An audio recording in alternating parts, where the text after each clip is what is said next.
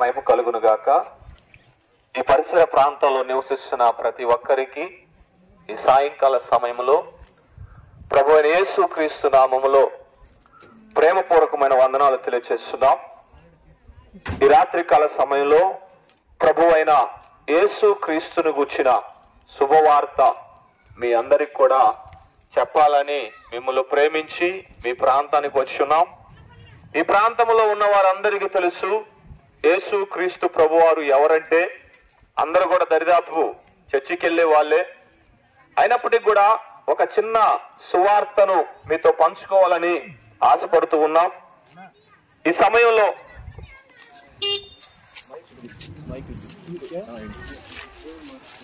దేవుని వాక్యం మీతో పంచుకోవాలని ఆశపడుతున్నాం.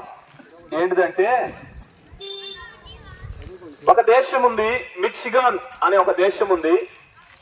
ఆ మిచిగాన్ దేశంలో ఒక రివర్ ఉంది. ఆ రివర్ లో అప్పుడప్పుడు పెద్ద పెద్ద తుఫాన్లు వస్తూ ఉంటాయి. ఆ మిచిగాన్ రివర్ అనేది పెద్ద నది. అదొక పెద్ద కోనేటి లాగా ఉంటది. సముద్రంలో ఎలాగైతే తుఫాన్లు వచ్చి మరి అనేక రకాలుగా వర్షాల రూపంలో గాలి రూపంలో వస్తాయో, ఆ మిచిగన్ అనే పట్టణంలో కూడా అలా ఆ రివర్ దగ్గర ఏమొస్తాయంటే తుఫాన్లు వస్తూ ఉంటాయి. ఆ తుఫాన్లు వచ్చే సమయంలో చూడండి, ఎంతో మంది ప్రయాణం చేస్తున్నప్పుడు ఆ తుఫాన్ వచ్చే సమయంలో ఎంతో మంది భయపడుతుంటారు. ఎందుకంటే సముద్రములో అల్పపీడనం లేచినప్పుడు, వాయుపీడనం లేచినప్పుడు ఏం జరుగుద్దంటే, ఆ తుఫాన్లో బలమైన గాలులు అలాగే బలమైన అలలు రావటం వల్ల ఆ యొక్క నదిలో ప్రయాణం చేసే వారందరూ ఎంతో ఇబ్బంది పడుతూ ఉంటారు. అలాంటి సమయంలో ప్రియమైన వాళ్ళరా ఒక బృందం లేచింది. ఒక బృందం లేచి ఏం చేశారంటే, ఏ ఒక్కరు కూడా ఈ నదిలో కానీ ఈ రివర్ లో కానీ ప్రయాణం చేస్తున్నప్పుడు ఏ ఒక్కరు చనిపోకుండా, ఏ ఒక్కరు ప్రాణ నష్టం పోకుండా, ఆస్తి నష్టం పోకుండా వారిని కాపాడాలని చేసి ప్రాణ రక్షణ దళం అనే ఒక పేరు పెట్టుకున్నారు.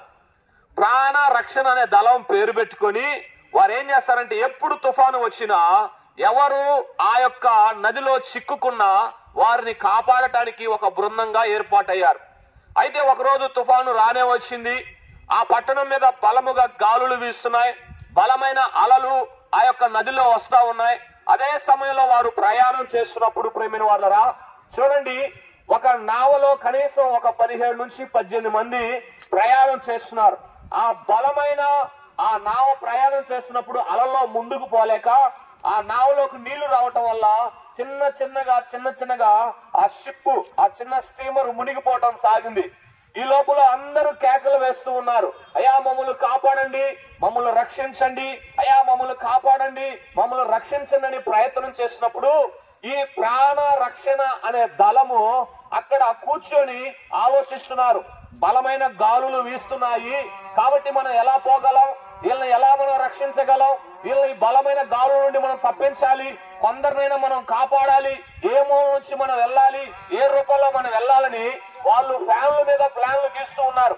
ఎలా వెళ్తే వీరిని కాపాడగలమని వారు ప్రయత్నం చేస్తున్నారు. ఈ లోపల ఒక మంచి గజేతగాడు ఏం చేసిందంటే అమాంతంగా నదిలోకి దూకాడు. అందరూ అన్నారు, అయ్యా వెదర్ చాలా చల్లగా ఉంది, చలిగా ఉంది, నువ్వు గనక ఆ నదిలో దూకితే నీవు మంచుగడ్డ అయిపోతావు, నీ ప్రాణాన్ని ఎవరు రక్షించలేరు అన్నప్పుడు ఆ వ్యక్తి ఏమీ ఆలోచించకుండా ఏం చేశాడంటే ఆ రివర్ లోకి అమాంతంగా దూకాడు. దూకి తన చేతనైన వరకు వీలుకుంటూ కనీసం ఒక 12 నుంచి 15 మందిని తను కాపాడగలిగాడు. కాపాడగలిగినప్పుడు తన ఒళ్ళంతా చల్లగా అయిపోయింది. తన ఒళ్ళంతా చల్లగా అయిపోయి ఊపిరాడటం కూడా చాలా భారంగా అయిపోయింది.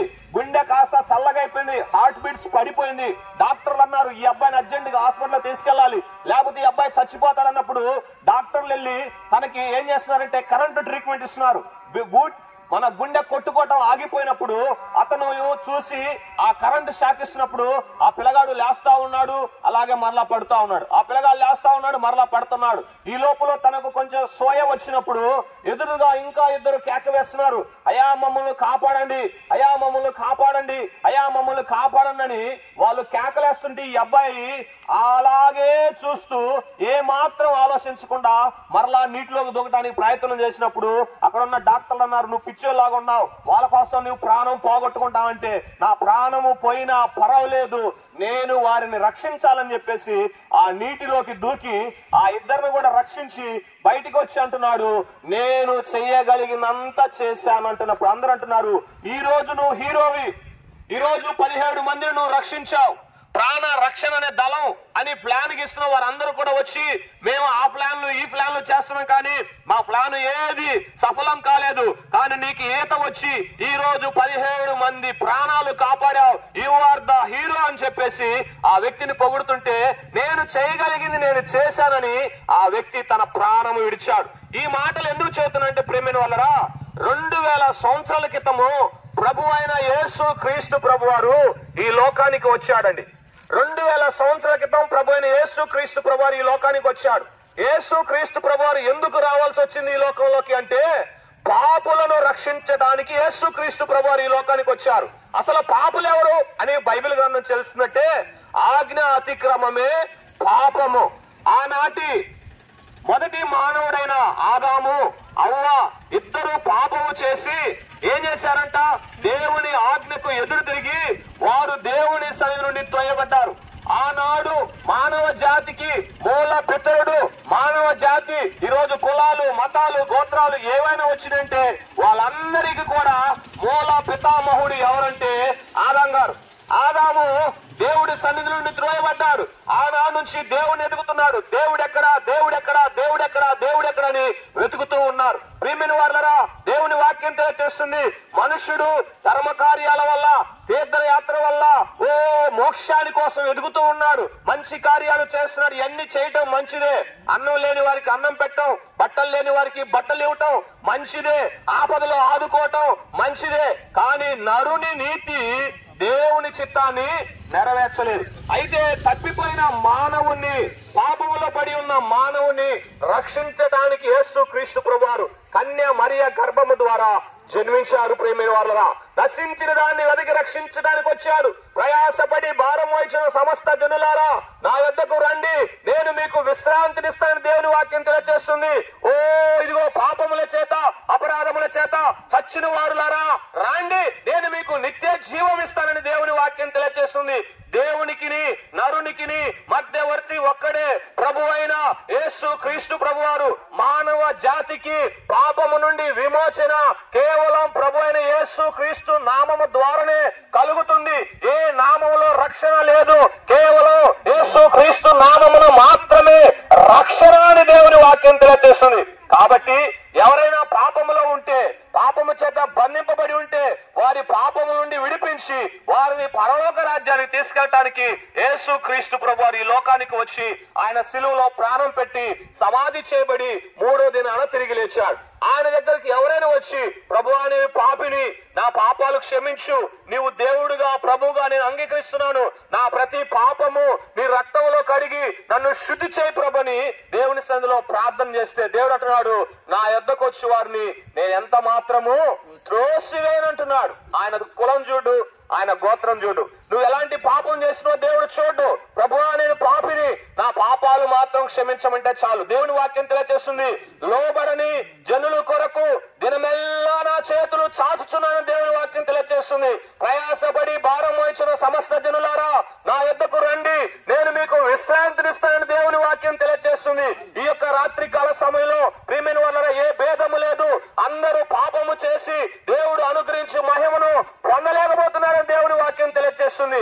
అయితే ఎవరైతే ఆయన్ను ప్రేమించి ఆయన యందు భయభక్తులు కలిగి ఉంటారో వారందరికీ ప్రభు అయిన యేసు అందరికీ ప్రభు అయి ఉన్నాడు. కాబట్టి ఆ ప్రభువును, ఆ రక్షకుడు, ఆ పాపుల రక్షకుని ఈ రాత్రి కాల సమయంలో మీకు పరిచయం చేయడానికి వచ్చాం. మనం చనిపోతే ఎక్కడికి వెళ్తామండి? సమాధిలోకి వెళ్తాం. తర్వాత ఎక్కడికి వెళ్తామండి? నరకానికన్నా వెళ్ళాలి, లేకపోతే పరలోకానికి వెళ్ళాలి. మనం పరలోకానికి వెళ్ళాలన్నా నరకానికి వెళ్ళాలన్నా కేవలం యేసు క్రీస్తు ప్రభు వారు మాత్రమే. ఎవరైతే పాపములు చేసి పాపంలో బ్రతుకుతారో, పాపంలో జీవిస్తారో దేవుని వాక్యం తెలియజేస్తుంది వారు నరకానికి వెళ్తారు. ఎవరైతే యేసు ప్రభు అని రక్షకుడని ఆయన నామమును విశ్వసించి మారు మనసు పొంది పాప క్షమాపణ పొంది బాప్తిసం తీసుకొని ప్రభు కొరకు నీతిగా యథార్థంగా జీవిస్తారో వారు పరలోక రాజ్యానికి వెళ్తారు. అందుకని దేవుని వాక్యం తెలియజేస్తుంది, నేనే మార్గము, నేనే సత్యము, నేనే జీవము. కాబట్టి ప్రేమైన వాళ్ళరా, ఈ రాత్రికాల సమయంలో మీ మధ్య రెండు దారులు ఉన్నాయి. మీరు ఏ మార్గంలో ప్రయాణించాలనుకుంటున్నారు? పాపముతో జీవించి నశించి నరకానికి పోవాలనుకుంటున్నారా? లేకపోతే యేసు క్రీస్తు ప్రభు వారిని మీ సొంత రక్షకుడిగా చేసుకొని ఈ రాత్రికాల సమయంలో యేసు క్రీస్తు ప్రభుని మీ హృదయంలోకి చేర్చుకొని, ప్రభువా నా హృదయంలోకి రా, నా జీవితాన్ని మార్చు, నా బ్రతుకును మార్చు అని ఎవరైతే మనస్ఫూర్తిగా యేసయ్యను పిలుస్తారో వారి దగ్గరకు మాత్రమే యేసు క్రీస్తు ప్రభు వస్తారు. కాబట్టి నీ నోరు తెరిచి, నీ ఉన్న స్థలంలో నీవు నీ నోరు తెరిచి యేసు ప్రభును రెండు మాటలు చెప్పు. ప్రభువా నా పాపాలు క్షమించు, నీ పరిశుద్ధమైన అమూల్యమైన రక్తంతో నా పాపాలు కడుగు, నీవు నా దేవుడు అని, నా ప్రభువు అని నేను విశ్వసిస్తున్నాను. నా కోసం సెలవులో ప్రాణం పెట్టి సమాధి చేయబడి 3వ దినాన తిరిగి లేచావని నేను నమ్ముతున్నాను. నువ్వు అతి త్వరలో రానై ఉన్నావని, నన్ను నీతో కూడా పరలోక రాజ్యాన్ని చేరుస్తావని ఎవరైతే విశ్వసిస్తారో, ఎవరైతే ప్రార్థన చేస్తారో దేవుని వాక్యం తెలియజేస్తుంది. నేడు నీ ఇంటికి రక్షణ వచ్చి ఉంది. దేవుడి మాటలు మన ఇంటిలో దీవించి ఆశీర్వదించును గాక. ఆమేన్. మీకోసం